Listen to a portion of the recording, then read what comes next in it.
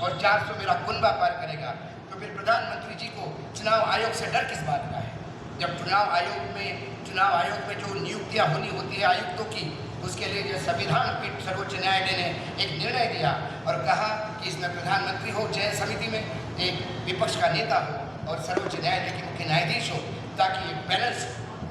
लेकिन प्रधानमंत्री ने फिर कानून लाया और उसमें प्रधानमंत्री और एक कैबिनेट के मंत्री होंगे और विपक्ष का नेता होगा। विपक्ष का नेता चिल्लाते रहता है कि साहब ये आदमी गलत है, इसको मैं नहीं मानता, इलेक्शन कमीशन का ये कमिश्नर होना चाहिए या आयुक्त होना चाहिए। लेकिन 2 लोग कहते हैं कि होना चाहिए और फिर हमारे पास एक रबर स्टैम्प मिलता है जिसका नाम राजीव कुमार है। आज हमारा चुनाव आयोग क्या कैसा काम कर रहा है? क्या चुनाव आयोग को दिखाई नहीं देता कि प्रधानमंत्री क्या बोल रहे हैं?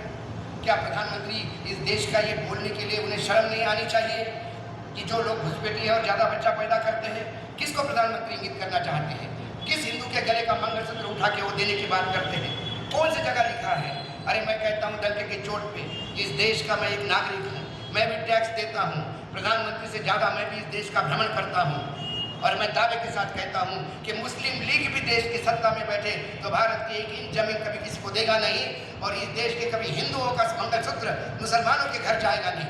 ये देश वो है, इस देश के मुसलमानों के आप बार सवाल उठा के उनके उस बलिदान और उस शहादत को आप गाली देते हैं। मैं उनका बलिदान और शहादत इसलिए कहता हूँ कि 1947 में यहाँ के रहने वाले मुसलमानों के पास एक जगह थी, पाकिस्तान जा सकते थे, क्यों नहीं गए पाकिस्तान? पूछिए उनको जाके, आज की पीढ़ी को शायद मालूम नहीं होगा, पुराने लोगों को जाके पूछिए, आंखों से पानी जाता है उनके। वो कहते हैं मेरा वतन है, हम मर जाएंगे लेकिन नहीं जाएंगे। मेवात में कुछ मुसलमानों के ऊपर हमले हुए, उन्होंने कहा कि आप हमको काट डालिए, हम पाकिस्तान नहीं जाएंगे, हम यहीं रहेंगे क्योंकि हमारा मदर वतन है। जो देश को अपनी मातृभूमि मानता हो। और फिर उसके बाद गांधी जी को दिल्ली से जाके मेवात में वो दंगल शांत करनी पड़ी और हिंदुओं को समझना पड़ा कि अरे ये तुम्हारे भाई हैं, यहाँ रहना चाहते हैं, क्योंकि जितना तुम्हारा अधिकार है उतना ही अधिकार इनका है। आज उस मुसलमानों के लिए बार बार आप डाउट क्यों देते हो? 20% मुसलमान है, 80% हिंदू है, तो फिर डरना किस बात का है? इतने साल कांग्रेस की सरकार चली, आप कांग्रेस की सरकार पर विभिन्न सरकारों पे आरोप लगाते हैं कि वो अल्पसंख्यकों की सरकार थी। आप तो अब 2014 से लेकर 56 इंच की सीना लेके बैठे हैं। जब 56 इंच की सीने की सरकार आई, हिंदुत्व की सरकार आई, हिंदुओं की बात करने की सरकार आई, राम मंदिर बनाने की सरकार आई, तो आज हिंदुत्व कहाँ से खतरे में आ गया? आज कहाँ से मुसलमान हिंदुओं पे आरोप लगाने लगा और हिंदुओं पे हमला करने लगा?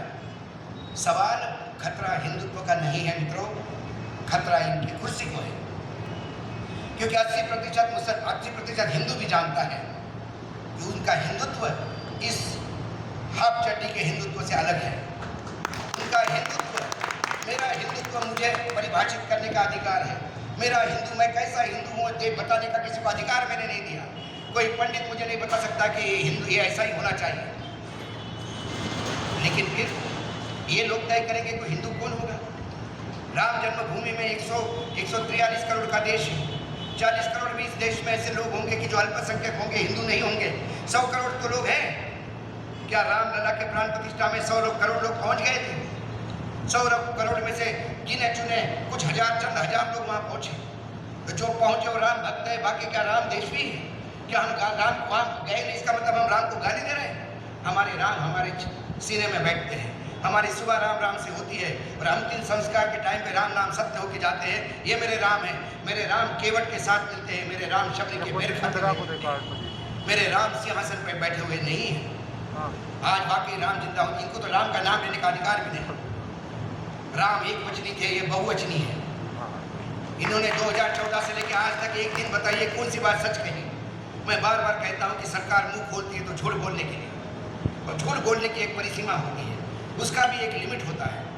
चुनाव के टाइम पे आदमी जुमले बजाता है, चुनाव के टाइम पे अलग अलग बातें करता है, चुनाव टाइम पे ऐसे वादे भी किए जाते हैं कि जो वाकई नहीं निभा सकते। लेकिन आप चुनाव के समय आप इस देश को तोड़ो मत, इस देश को ऐसा मत कहो कि रामनवमी नहीं मनने वाली है। रामनवमी आके चली गई, कहाँ रामनवमी को किसी ने रोका? इसके पहले किसी ने रामनवमी को रोका?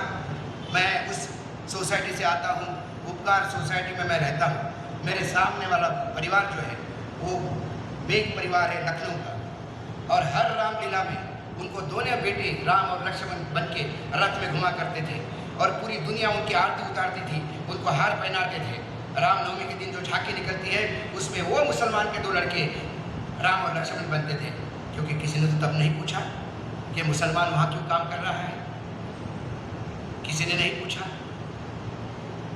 यदि कोई हिंदू परिवार किसी ईद के दिन किसी के घर जाता है तो वो मुसलमान हो गया। क्या हम साथ में रह के हमारे घर के ये नहीं कह सकते? आज मैं कुछ चंद साथियों से बात कर रहा था, रायगढ़ जिले में एक गांव है और मैंने तमाम मुस्लिम भाइयों को भी पूछा तो वो भी शौक लगे उनको। मैंने बोला नमाज पढ़ते हैं, शुक्राना की नमाज होती है, कई टाइप की नमाज होती है, दिवाली की नमाज आपने कभी सुनी है क्या? उन्होंने कहा कि दिवाली की नमाज तो होती नहीं। मैंने होती है। एक गांव है रायगढ़ जिले में एक गांव है, वहाँ चंद 4-5 मुस्लिमों के घर हैं, बाकी हिंदुओं के घर है, आबादी छोटी है, चाहे 700-800 आबादी का गांव होगा। वहाँ एक मस्जिद है।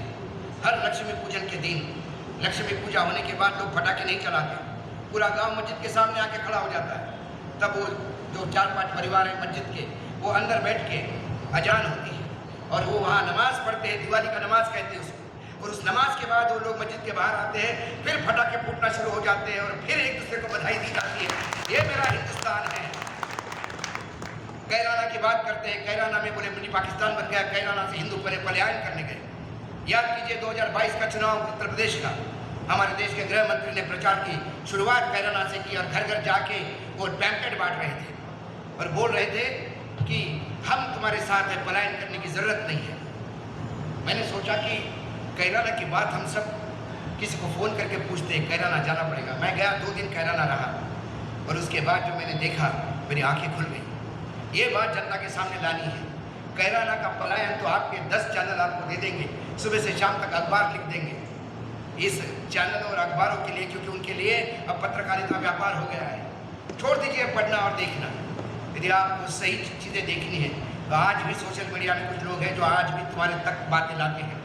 कैराना में मैं गया, अग्रवाल था वहाँ पे, वो अग्रवाल वहाँ में उसका अध्यक्ष था मार्केट का। मैं जब मेरे रिपोर्टर ने मुझे उनसे मिलाया तो उन्होंने कहा कि हम पत्रकार से बात नहीं करते वानखेड़े जी, मुझे माफ़ करना। मैंने कहा कि आप बात मत कीजिए, मुझे सिर्फ बोलिए क्या हो रहा है। मैं नहीं छापूंगा या लिखूंगा, लेकिन मुझे सुनाइए तो सही की स्थिति क्या है। उन्होंने कहा कि कैराना में कोई पलायन नहीं हुआ अशोक जी। कैराना एक शांतप्रिय गाँव है। कैराना से 10-12 किलोमीटर दूर एक गाँव है जहाँ मेरा परिवार रहता है। उस गाँव में मुसलमान ही मुसलमान हैं। सिर्फ 3 घर हिंदुओं के हैं, एक मेरा अग्रवाल का, एक ब्राह्मण का और एक दलित का। मेरे पिताजी और माताजी दोनों गांव में हैं, बहुत वृद्धावस्था में हैं। मैं जब भी उनको लेने जाता हूं कि चलो कैराना चलो, हमारे साथ रहो, हमें अच्छा लगेगा, वो दोनों आने के लिए मना करते हैं। और जब मैं ज़्यादा जिद करता हूँ, उनसे लड़ता हूँ, तो पूरा गाँव उनके तरफ से मुझसे लड़ने आता है। वो कहता है कि तू अकेला बेटा नहीं है, इस गाँव में 100 बेटे उनके लिए हैं खड़े। 100 मुसलमान परिवार यदि एक हिंदू परिवार के बुजुर्गों का ख्याल रखते हैं तो क्या ये हिंदुस्तान नहीं है? चंद एक इधर उधर केस होता है और आप उसको ब्लॉक करके बोलते हैं कि ये हिंदू मुसलमान का झगड़ा है। उसने कहा कि कैराना में 3-4 फैमिली गई है, बिल्कुल गई है, वो पलायन करके नहीं गई है। एक परिवार ऐसा था कि जिसके ससुराल में कोई नहीं था, अकेली उनकी पत्नी ही उनकी बेटी थी। सास ससुर वृद्धावस्था में थे, उनका बड़ा बिजनेस था अहमदाबाद में। उनने कहा दामाद को कि बेटा या तो ये बेच के आप कैराना में कुछ करो या आप हमारे पास आ जाओ, क्योंकि हम अब ज़्यादा दिन हमारी ज़िंदगी नहीं है। तो वो कैराना का बिजनेस समझ के वो अपने पत्नी को लेकर ससुराल गया। ससुराल का बड़ा बिजनेस संभालने के लिए वो क्या पलायन हुआ। ऐसा ही एक परिवार गुड़गांव आया, वो भी ऐसे निजी कारण से गया। और एक परिवार व्यापार के लिए मुंबई गया, उनका आज भी घर कैराना में है और साल में एक बार वो आते हैं। क्या हम इसको पलायन कहेंगे? वहाँ एक सांसद ने इसको पलायन कहा, पूरे देश ने इसको बैंड बजा बजा के बताया। एक